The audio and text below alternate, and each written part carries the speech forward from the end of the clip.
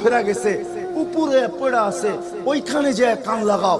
তো দুইজনে যে কান লাগাবে তো দেখবে ওইখান থেকে ক্ষীণ আওয়াজ বাহির হতেছে, ইয়া হান্নান ইয়া মান্নান আনকিযনি, ও হান্নান ও মান্নান আমাকে বাঁচা না।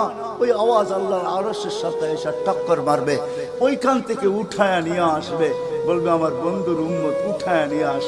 আমি ওয়াদা করছি আমার বন্ধুকে রাজি করে ছাড়বো, আমি ওয়াদা করছি লা ইউখজিহি ফি উম্মতিক, তার উম্মতের ব্যাপারে আমি কপালে ভাঁজ পড়তে দিব না।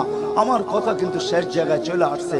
ওই রসুল, ওই নবী আমাদেরকে আল্লাহ দিয়েছেন আমাদেরকে জান্নাতে নিয়ে যাওয়ার জন্য। মেরে দোস্ত, শুধু আপনার অস্তিত্ব না, উনি একটা আদর্শ নিয়ে আসছেন, উনি একটা কেরিয়ার নিয়ে আসছেন, উনি একটা জীবন নিয়ে আসছেন। যেই জীবনের একটা সুন্নত যদি কেউ তার নিজের জীবনে প্রতিফলিত করে, নিজের জীবনে অভ্যাসে রূপান্তরিত করে, আর